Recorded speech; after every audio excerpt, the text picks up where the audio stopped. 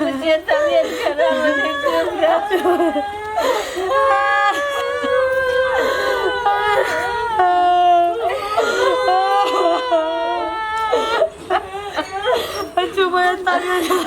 Hello hello hello आए ससुर जी आए ना कहाँ बा गड़िया के चबिया गड़िया के चबिया दी गड़िया के चबिया कौन गड़िया के चबिया गोड़ी मत ही लाए अब की बार ना मानो गाड़ी के चाबी दी जौन तय रहा पाची गाड़ी के चाबी दी 2-4 दिन में पहुंच जाए वो दरवाजा पे गाड़ी के चाबी दी जा यही शर्त हम विदाई करवाई बने हम ए बाबू जी 2-4 दिन में बबुआ से दरवाजे पे पहुंचे बाद विदाई में खर्चा लग गइला बहाना ना चली महाराज गाड़ी के चाबी दीजिए तब भेजी चकतम अब की बार ना होई बहुत हो गई नाटक काहे करत नहीं जी अभी हाथ पर पैसा ना भइल टे के चल हां तो पैसा रहो या ना रहो गाड़ी के चाबी दीजिए का हो जी नहीं तो अपना बेटी कैसे रखी कमा के रहुआ ना कॉलेज साहब के तो हम रहू अपन जात चिन्हा तनी का ए बाबू जी जा देखिए ए मत 2-4 दिन का समय दे दे ए महाराज लोग सब बजब बेला जाती बन जा एकदम तनिको लाजे नहीं करो सबके का जी सही बोल जा सास ससुर के जान दे देनी जा अच्छा अब वजह से फूटी कौड़ी ना मिली सुना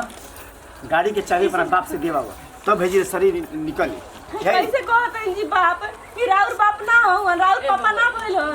देखो तेरे बाबू जी तबीयत खराब हो रहा है हाँ हाँ तनी दिक्कत बावे 2-4 दिन में वो दरवाजे पे पहुंच जाए गाड़ी के चाबी अभी दी जा अब तब जाई गाड़ी अब तब रगड़ के लिया जाए नहीं तो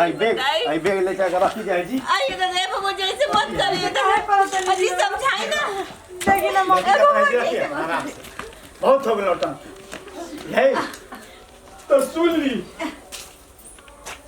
जवान दहेज में दे देनी हाँ तो दे देनी अच्छा अब एजवा से हाँ फूटी कौड़ी भी ना मिली ठीक हाँ तो है सुन ली हाँ एक बार बियाह कर देनी हाँ। तो हम कर देनी एक बार अब लड़की के भेज देनी सुहागरात मना के तो भेज देनी अब लड़की के रुआ बियाह दूसरा जगह करी है चलो हाँ ऐसे देखी ऐसे काहे कर रहुआ बात के समझी ना ए बाबू जी यहाँ के दिमाग तबीयत खराब है देखी देखी मम्मी अब जी एजवा से बहुत हो फूटी गया। कौड़ी ना मिली रहा ना मिली तरह बेटी के ना ले जाए अरे वो जो देवे करा तो ना आओ कहां से ज्यादा दे देनी बाप लेकर आई बाबू जी के ई बा ओकरी वो काट तई कइले तई का कइले नहीं बा ए बाबू जी हां सुनी नहीं है के ना महाराज पूरा गाँव- दे ए बाबू जी सुनी ना पूरा गांव जवान के जाना दे जरूर सब अरे सुनी ना वहाँ के बीपी हाई भी कुछ बोल सके नहीं जा बीपी हाई नोट जब मांगते तो बीपी हाई होता है मुझे बात समझाओ तो जा तनी बाबू कुछ समझाने की जरूरत नहीं है गाड़ी चाहिए तो चाहिए ए जी मने अकाउंट में पैसा रही अब लगे पैसा नहीं तबे नु लोग दी कहां से देसी एक बात कही हैं नहीं तो करूं तो ये रहो हैं हई के हिंगा भतार कमाइबे करलन आ हिंगा पेंशन देखी मिलबे जबान करलन समाज के बोली दिमाग मत अपना खराब भइयो के भौजी के बतारे कहीं नहीं क्या ये बताई हम के 50,000 रुपया देले कोई देता ना तो ना उड़ा देनी जान दे देनी तो दे देनी अब इकरे के फूटी कौड़ी ना दे ये हॉल बेटी के जिंदगी इधर रहो। तब घर पे तू लड़ जी रो बाप की के साई हो ना हां एक अब जवानी ना दिया इकरे के पैसा का भाई बाइक भतार मैं कहा भी ना बोला बाइक खरीद दी। भाग ना मुझे के मुंह चला के मन पे बाइक ले तो दी जल्दी ना दिया ना दियो मुझे होला ही होता है बा हां ऐसे मत कहीं वालो ना दे तो हम कहत नहीं लोग कि हम यहाँ के भैया से दिवा दे हम अपनी तरह ना कोई अभी के रहुआ कहत नहीं अभी के कहां से लेके चल आओ ए बबुआ जी लोग खिसियाई मत मिल जे बबुआ के तनी आवे दी यहाँ के दिमाग खराब हो गइल बा का करी हम ये समझबे ना करे नी करो बतिया बाबा जी देखिए उधर आग ना बाबू जी आग बुला ली बाबू जी के अपना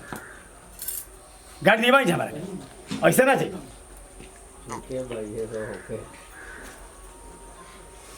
बात के सोच का भइल बा बबुआ जी जी गाड़ी खतरा यहाँ के खिसिया हम तबे हम विदाई कराई तबे ले जाए बाबूजी वो देनी ना कि पैसा दिया रहे कह तनी कि रवा से कह के हम दिवा देते हैं कि मानते ना कि कहतनी हमरा यही बेरे चाहिए कितना गाड़ी के चाहिए समझाओ तनी बाकी समझते महाराज वो पढ़ लिखी का ई सब गोबर गणेश वाला काम पढ़ लिख के नौटंकी बतियले बा लोग बापे बेटा पूरा परिवार तनी आराम से ढंग से बात करी ढंग से हां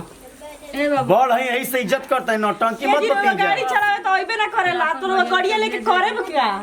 दे दे चल चल चलावे वाला ना तू जानता तू रवा गाड़ी चलावे आवेला हम चलावे वाला गाड़ी दे दे बाबू गाड़ी चलावे तो वही ना दिया करते गड़िया गाड़ी चलावे तो हम सीख ले बने महाराज कहले ना ओई गाड़ी की रोल दे बच के रोज रोज के नौटंकी ठीक नहीं खेला तो रोल बाल ना दिया सकला हमरा अभी चाहिए गाड़ी हां दाल बा काहे नहीं समझाओ ना हम का समझाई हम तो थाक गइल बनी के समझाओ अपने वाला अभी हमरा चाहिए तो चाहिए सिंपल बात बा चलावे हमरा चलावे वाला चला हां ले हमार गाड़ी चाबी धरी माने बहुत समझ ले बनी हमारा के भोग ना हम ना पुरान गाड़ी हम चाहिए जी पागल समझ ले बनी जा अभी पढ़ा लिखा एजुकेटेड बॉय है सुनी ना रवा चला ली चला के दिखा दी तो यही बेरा शोरूम से ले जाके काल लेके हम दे दे माने लाइसेंस कार वो सब बनावता नहीं हमारा ड्राइविंग लाइसेंस बनावता नहीं का हमारा अच्छा हमारे सामने गाड़ी चला के दिखा लेट नहीं क्या हम अभी किन दे चली यही से गाड़ी हमारे चला के दिखा दी हम अभी किन दे अभी किन दे दूं हां आए चला के दिखाई धरी देख कर भाई चैलेंज करता है अब हाँ। जाई आवे कि ना ले इधर क्या ना चल चला वाला भाई हम जानता नहीं झूठ अरे बोलता नहीं चुप रहो अरे चला के दिखाओ फिर वो सब कभी दिखा तू जाई हाँ। रे भाई ना चला वाला ये झूठ बोलता रहन तू मत पैसा है ना बैठना मुड़ी कर ले बड़ा है ना वो सभी चल चल बोल का करी दे 50,000 रुपया हां नहीं, क्या नहीं, लगी बोलो। बोल बड़ी अच्छा लगी ओए वाला कहा है कि का कहला पूरा पैसा बा बढ़िया वाला हां का करतन कौन बीमारी नहीं करा बीमारी में रहता अरे का कुछ नहीं के भाई समझ के डाला होगा कोई ना दिया अरे कुल डाला तो हाथ लेके जाता है हम जानते हैं आखिर बताएं कितना खराब बात बोल के जाता है बुझा तारा क्या करता? डरामा मत पड़ी ठीक बा डरामा मत पड़ी रोज ऐसा से कहाँ बात जोड़ा? रही नहीं तो बेटे की जिंदगी बर्बाद हो जाएगी दो पैसा बोला खरीद तो जा जा। की कौड़ी ना दिया जा रे बबुआ इनका बकासवा में हो जो खोल के निकाल दे चलावे नहीं गाड़ी गाड़ी सीखलो ही नहीं हम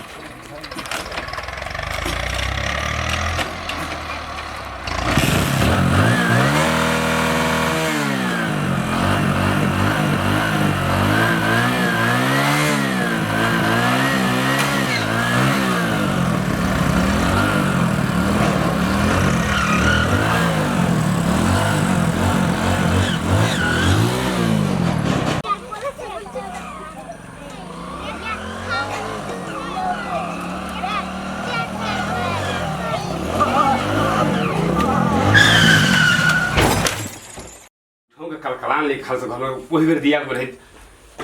गाड़ी खरीद। अरे भैया हाँ? हाँ उधर पाउंड धक्का मार रहा है रोड पर हाँ, भाई, रोड इधर। पर।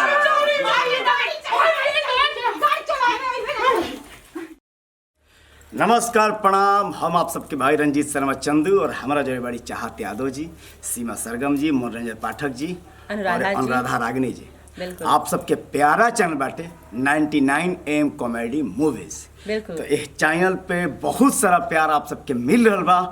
और बहुत अच्छा लगा था आप सबके प्यार आप सबके सपोर्ट देख के बाकी प्लीज अगर हमनी के वीडियो अच्छा लगे तो ज्यादा से ज्यादा लाइक करें लोग कमेंट करें लोग और वीडियो के जितना हो सके शेयर करें लोग बिल्कुल सर ई वीडियो बनावे के हमनी के उद्देश्य रवा सभे के मनोरंजन कर बिल्कुल बिल्कुल बिल्कुल मनोरंजन रवा सभे थकल बानी परेशान बानी टेंशन में बानी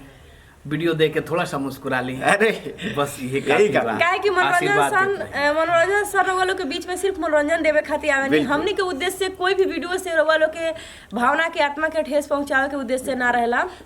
और बाकी वीडियो कैसा लागल अपन कमेंट अपन ओपिनियन जरूर देम लोग बिल्कुल और हमनी के चैनल के सब्सक्राइब जरूर कर ले लोग और बेल आइकन का भी दबा दे हम लोग बिल्कुल हाँ यही तरह वीडियो देखे खातिर चैनल के सब्सक्राइब करिए वीडियो के ज़्यादा से ज़्यादा शेयर करिए अगर कोई तरह के वीडियो वालों के देखे के बा तो कमेंट में जरूर बताएं बिल्कुल। ताकि कोनो हमनी के वीडियो वैसन बढ़िया वीडियो लागे बना ओकरा के सकी। 5 आदमी के सब्सक्राइब क्या शेयर बात कर दे बिल्कुल बिल्कुल बिल्कुल बिल्कुल पॉइंट वाली बात बा तो ऐसे ही आशीर्वाद प्यार बनो रहे हमनी के टीम पे 99 AM कॉमेडी मूवीज पे बिल्कुल। तो यही के साथ हमनी के हमेशा बोलले बन जा कि जय भोजपुरी जय भोजपुरी समाज।